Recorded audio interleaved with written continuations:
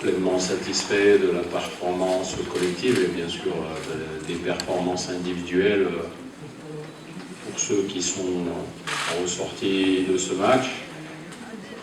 Vous savez que j'ai toujours un peu de peine parce que ça peut être interprété de différentes façons, de mentionner des noms en particulier. Simplement, il faut saluer et tirer un grand coup de chapeau à Abdelkarim Bahadi pour sa première sélection. Et puis, comme je l'ai fait personnellement, je tiens à remercier Jamel Selami parce que c'est le travail de collaboration qu'on effectue depuis plus de 3 ans maintenant. J'ai la chance d'avoir des gens très très compétents qui m'entourent. Et c'est ce qui permet d'arriver à ce résultat, de bien jauger si un joueur peut être capable ou non de jouer pour l'équipe nationale et surtout s'il a un avenir avec cette équipe nationale. Donc il n'était pas question d'emmener des joueurs qui viennent et puis qui repartent immédiatement simplement pour combler ou pour boucher un trou pour ce match.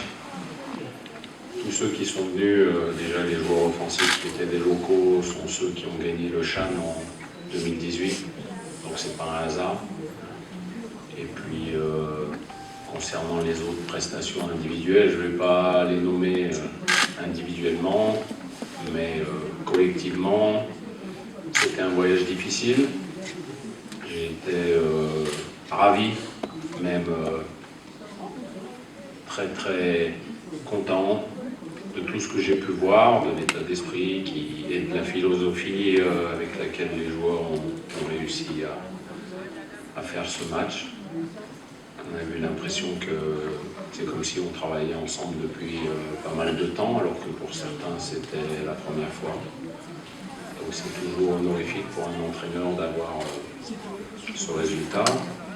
Le gros point positif, je suis un peu long, mais c'est aussi de terminer premier de cette poule, contrairement à la bêtise que j'ai pu dire en conférence de presse. Comme quoi il m'arrive aussi de dire des bêtises. Et puis, merci à ceux qui ont encadré les joueurs qui sont restés ici à mon staff, parce qu'on a réussi jusqu'à présent à faire 8 jours ensemble, en se partageant, mais en continuant dans la même lignée, et ça c'est très bien. Du football, les blessures, c'est pour chaque entraîneur la même chose. Semaine après semaine, on peut être confronté à ce genre de choses. Et on a suffisamment de joueurs de qualité pour pouvoir parer à ces absences. Ce que je peux vous dire, c'est que demain sera aligné en mon intime conviction la meilleure équipe possible qui puisse affronter l'Argentine, parce que c'est un match où, comme tout match international, qu'il soit officiel ou non officiel, il faut obtenir des résultats et surtout on se sert de ces rencontres comme expérience. C'est un match du calibre de ceux de la Coupe du Monde, contre le Portugal, contre l'Espagne. Voilà, ça permet de grandir. Vous vous rappeler de cette aventure de Coupe du Monde.